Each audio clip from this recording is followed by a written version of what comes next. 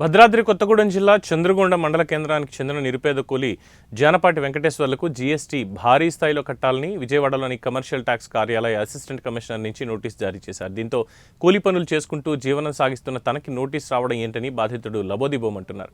2022లో Bhagyalakshmi enterprises పేరిట 1 కోటి మేర గ్రానైట్ వ్యాపారం చేశారని, అందుకు సంబంధించిన జీఎస్టీ చెల్లించలేదని నోటీసులో ప్రస్తావించారు. ఈ నెల 4న నోటీసు అందుకున్న వెంకటేశ్వర్లు విజయవాడలోని సదరు చిరునామాకు వెళ్లగా అక్కడ భాగ్యలక్ష్మి ఎంటర్ప్రైజెస్ కార్యాలయం లేదని తెలిపారు. తనకు తెలియకుండా వ్యాపార లైసెన్స్ ఎలా వచ్చిందని బాధితుడు వెంకటేశ్వర్లు ఆశ్చర్యపోయాడు. 2022లో తనకు పాన్ కార్డు లేదని 6 మాసాల క్రితం దరఖాస్తు చేసుకున్నానని చెప్పారు. వెంకటేశ్వర్లకు తెలియకుండా తన ఆధార్ కార్డును ఎవరో ఒకరు సంపాదించి దాని ద్వారా పాన్ కార్డు పొంది 2022లో గ్రానైట్ వ్యాపారం చేసినట్లు సమాచారం.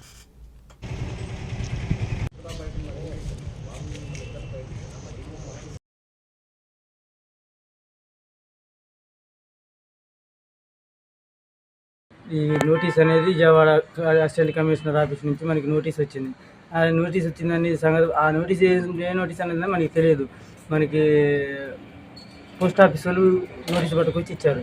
ఇస్తే ఇదే నోటీస్ అనేది తెలియక నాకు చదువు రాక వేరే అబ్బాయి చదువు ఇచ్చిన అబ్బాయితో, మా ఇంటి పక్కన అబ్బాయితో చదివిస్తే ఇది అసిస్టెంట్ కమిషనర్ ఆఫీస్ నుంచి వచ్చింది. డబ్బులు 2,86,000 రూపాయలు డబ్బులు కట్టాలని 22,86,014 రూపాయలు డబ్బులు కట్టాలని నోటీస్ వచ్చింది. అది నువ్వు కట్టాలని నోటీస్ వచ్చింది. గవర్నమెంట్ నుంచి పంపించారంటే అసలు నేను 22,86,000 రూపాయలు నేనే ఏం చేసినా, నేనే వ్యాపారం చేసినా అని నాకు భయం వేసి స్టేషన్ కాడికి వెళ్ళిన. స్టేషన్ కాడికి వెళ్తే మన ఎస్ఐ గారు ఏమన్నారంటే ఈ మామూలు ఫేక్ ఏమనుకుంటే సరే ఫేక్ ఏమనుకున్నారని చెప్పేసి మేము మాట్లాడుకున్న తర్వాత ఒక 2 రోజులు 3 రోజుల తర్వాత అసిస్టెంట్ కమిషనర్ గారి ఆఫీస్ నుంచి మేడం గారు ఫోన్ చేశారు. మేడం గారు ఫోన్ చేస్తే ఏంటి మేడం ఏంటంటే, ఇటు సంగతి బాబు, నువ్వు విజయవాడలో ఒక ఆఫీస్ అనేది నీ పేరు మీద ఉంది, ఇన్కమ్ ట్యాక్స్ అనేది కట్టాలని చెప్పి మాట్లాడితే నేను ఇన్కమ్ ట్యాక్స్ నేను కట్టడం ఏంటి, నేను వ్యాపారం చేయడం ఏంటని ఆమెతో మాట్లాడితే ఆమె ఏమన్నదంటే, నీది ఒక ఫోటో నా దగ్గర ఉంది బాబు అన్నది. నా దగ్గర మీ ఫోటో ఉండటం, మీ దగ్గర నా ఫోటో ఉండటం ఏంటి మేడం అని అడిగితే నేను ఒకసారి వీడియో కాల్ చేయ బాబు, నీకు ఫోటో చూపిస్తా అన్నది. ఫోటో చూపిస్తా అంటే నేను అనగా నాకు వీడియో కాల్ చేయడం రాదు మేడం, మీరే చేయండి అన్న. ఆమె ఏమంటే నేను చేసిన ఫోన్ కాల్ కట్ చేసి ఆమె వీడియో కాల్ చేసింది. వీడియో కాల్ చేసి ఫోటో చూపించింది. ఈ ఫోటో నీదేనా బాబు అంటే నాదే ఫోటో అన్న.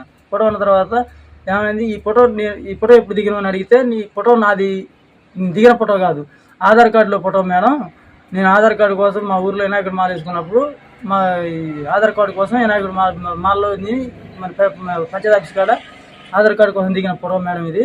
నేను మామూలుగా పాస్పోర్ట్ దిగిన ఫోటో కాదు, ఇది ఆధార్ కార్డులో ఫోటో మేడం అని చెబితే అన్నది, నీ ఫోటో అయితే నీదేగా అన్నది.